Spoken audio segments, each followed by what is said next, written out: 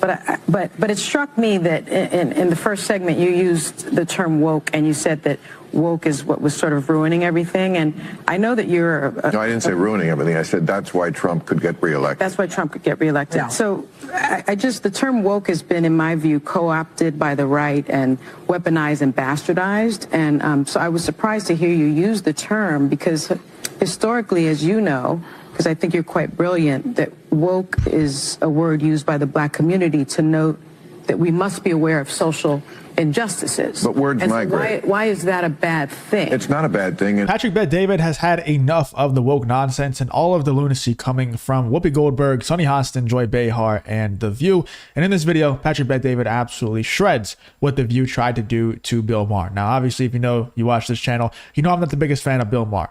But The View is undoubtedly a million times worse than Bill Maher, because at least Bill Maher every once in a while says something that has to do with common sense, tries to use his brain a little bit, whereas The View, I think, are just completely brainwashed or being paid off to say certain things to their audience and spread certain messages and spread propaganda to their audience to where they're just completely lost. They're just gone. Bill Maher at least says something every once in a while that makes a little bit of sense. The View never does. Anyway, let's get into Patrick Bet-David and the Valuetainment crew absolutely shredding The View for trying to attack and get a gotcha moment on Bill Maher live on The View. Bill Maher's on The View, right? There's a couple clips that we have. I want to first play this one. Which one do you have? Do you have only one of them, or do you have a couple of them? I only have the one. This is where they debate the term woke. Is this where he goes off? How long is this one here, Rob?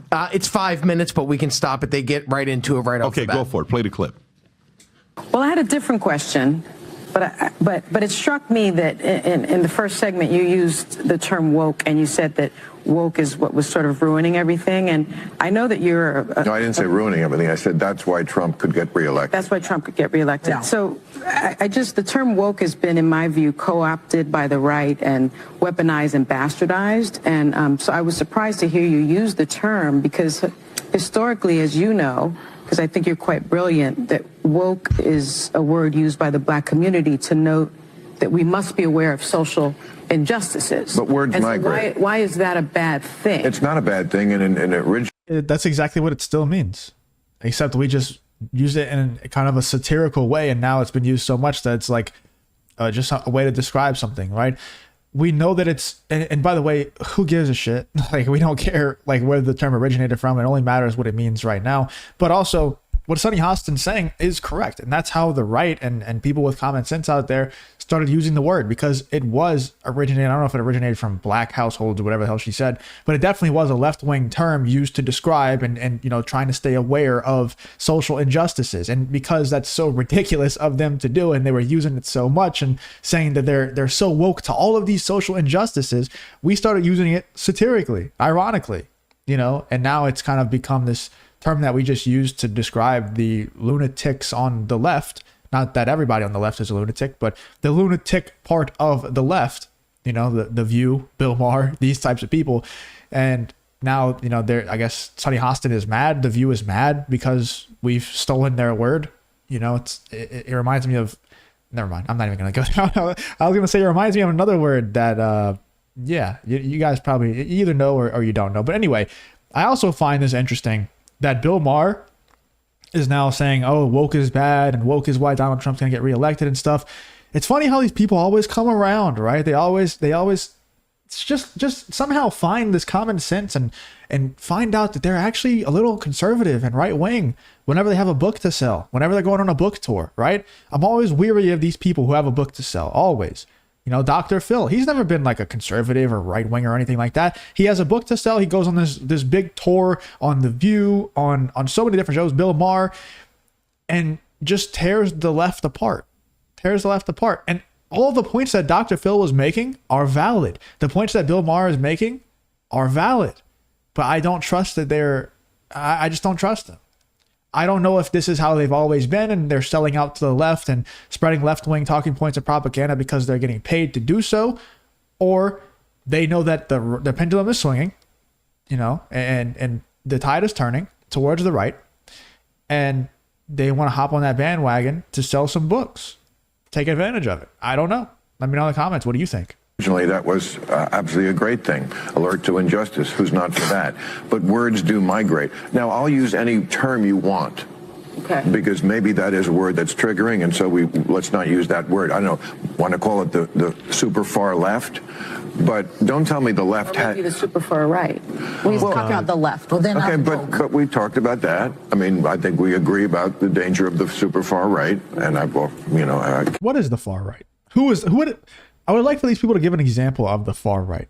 Do they think Donald Trump is far right? Because he's not. The guy even said, I think if the far right exists, Donald Trump even said during the debate with Joe Biden that he doesn't want to nationally ban abortion. He just wants to leave it up to the states. If there was someone who was far right, I guarantee you that wouldn't be their position. Their position, I think if someone's far right, they're probably very religious. They're probably Christian, and they probably think abortion is bad and it should be banned across the board. I think someone who's far right probably wants everybody who's in office to be Christian. They're probably a Christian nationalist. They think that America should be a Christian country. The leaders of the country should be Christian. And I don't completely disagree. But I don't understand what is the far right that they think is so dangerous. And I guarantee you that if you ask The View and Bill Maher, Whoopi Goldberg, Sunny Hostin, any of these people, what is the far right? They're saying Donald Trump and his supporters. But Donald Trump is so far from far right, it's not even funny. Donald Trump is not far right at all. At all.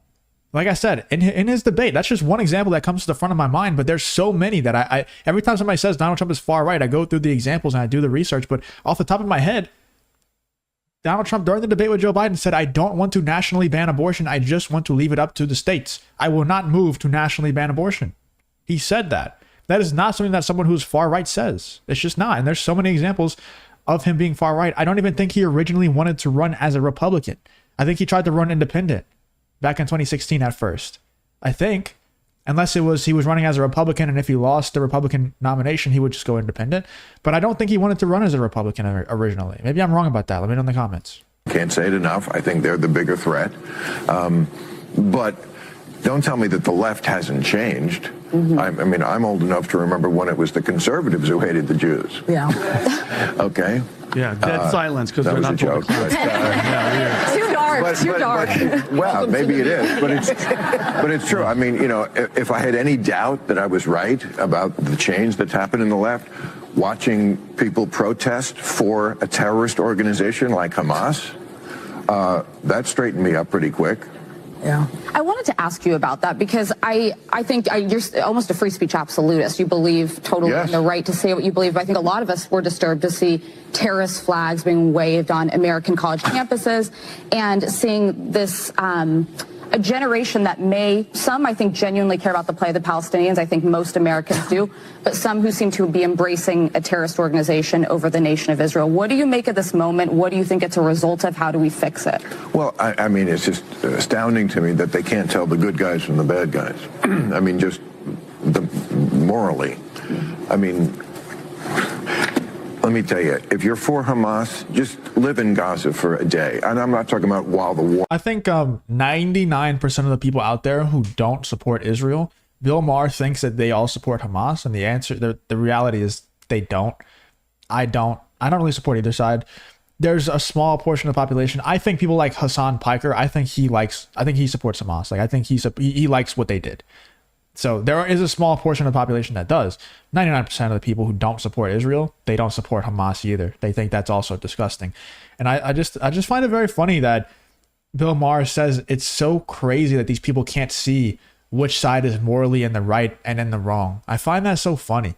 Like, they're so brainwashed. They can't even just zoom out and look at the situation unbiasedly and think that there isn't really a clear good guy and a clear bad guy here. That's like saying, I give this example all the time. That's like saying,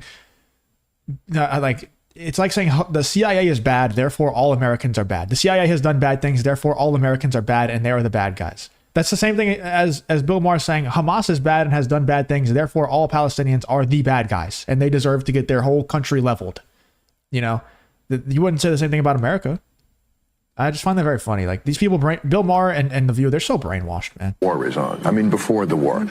Trust me, you would go running and screaming and begging to live in Tel Aviv, a place that has your values. I mean, women have no, I mean, this is a show watched by a lot of women. Women have no rights in this place. And a lot of majority Muslim countries around the world. I mean, there is no equal rights as far as speech, dress, opportunities for education, reproductive rights, freedom from sexual violence, freedom from sexual harassment. The LGBTQ community. Yes. You that too. But you throw. Yeah, but that's based around the term apartheid. There is a gender apartheid in a lot of the world where women are second-class citizens at best. Are you at all concerned about the You can pause innocent that, Rob. Reaction. Dan, what are you thinking? Well, first, everybody gets trapped into this woke trap. I see it now on the left. The left is always like, well, define what woke is, and they try to put these folks on the right in a box. And I say pretty simply, it's basically the idea that this, white male patriarchy is the source of all power, and that knowledge is therefore seeded from that, so you should question everything. But it goes back to what you and I discussed before. There's a reason they do that, and the left needs a reason to challenge anything objective that challenges their worldview. You will get all of your values from the government. So anything you know to be true, if you're a man of faith, that there's a God, that a man's a woman, that there should be a father and mother at home, things you know by nature to be true, the left challenges it. So they make up this lie that there's this white male patriarchy, which is this kind of amorphous blob. And this patriarchy is the source of power, and knowledge is a construct of that. So any knowledge you have, like 2 + 2 = 4, is to be challenged because it came from this patriarchy. And that's why you get things like the war on math. This, again, none of this stuff is accidental. So when he's talking about woke and the evolution of woke, he's not kidding, because the liberals have this problem now. The liberals never get you to vote for them, okay? They don't. Just look at their... Nobody runs on liberalism. No one. I mean on hardcore liberals. I'm not talking about Democratic stuff. Nobody runs on like, hey, man, cops are really terrible. They don't put that on the campaign sign. They believe it, the far left. Right? Nobody runs on like a government bureaucrat should tell you when to get your heart cracked open. And nobody runs on, I want 90% tax rates. They don't. Matter of fact, when Bernie Sanders tried to run on it, that's how we got Joe Biden, because they wanted to get rid of him. So what do? The left doesn't get you to vote for them. They get you to vote against the other guy. So that's why the racist cudgel's been so valuable to them for so long.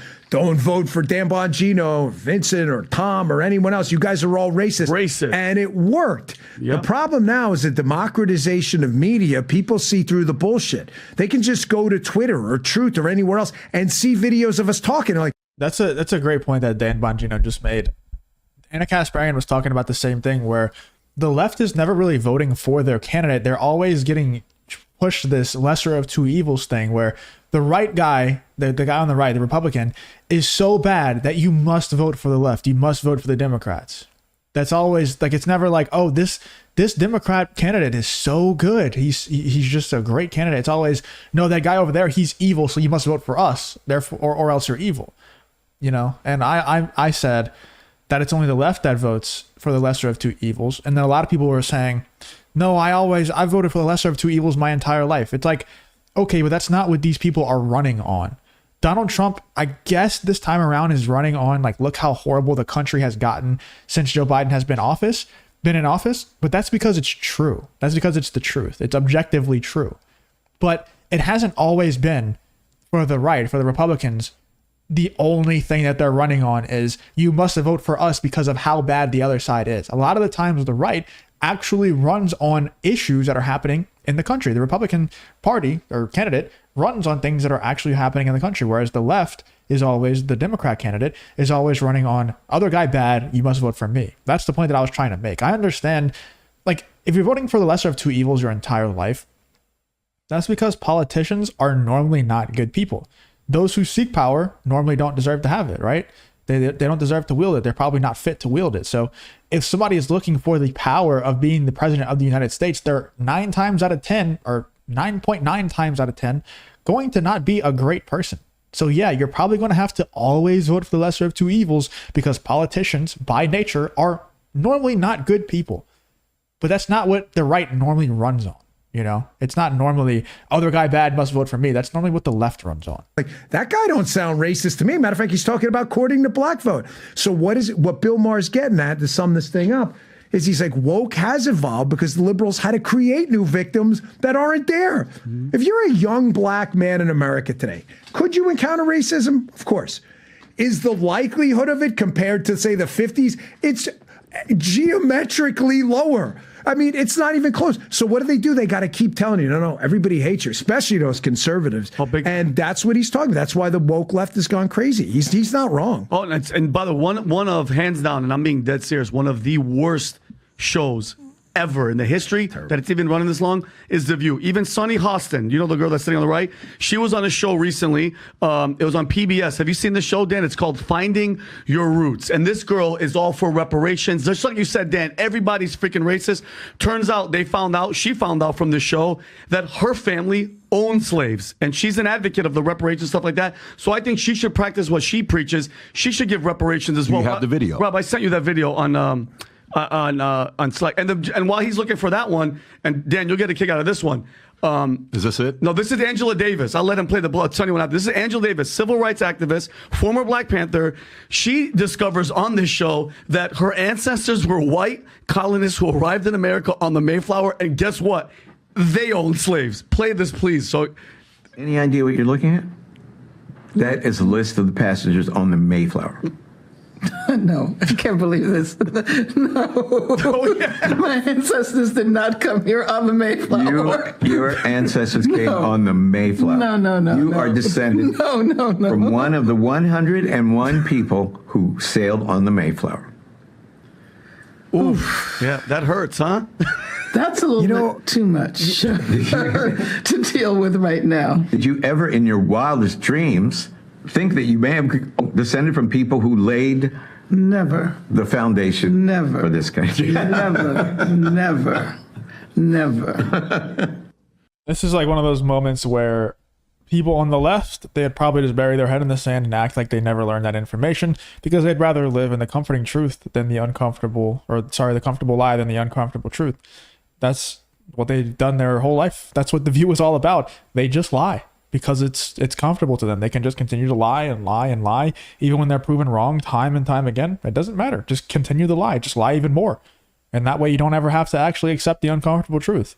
And that's why their audience likes them so much. Because if they go watch anything else other than The View, they'll get real information. And they don't want to be confronted with real information. They want to be just fed this lie, stay in the echo chamber, keep getting told the same exact things over and over again. That's what they want. That's why the show still exists. Let me know in the comments what you think about Bill Maher's appearance on The View. What do you think about Dan Bongino and Patrick Bet-David and the rest of the Valuetainment crew and what they had to say about Bill Maher's appearance on The View and what The View tried to do to Bill Maher. Let me know in the comments what you're thinking about this whole Bill Maher versus The View situation.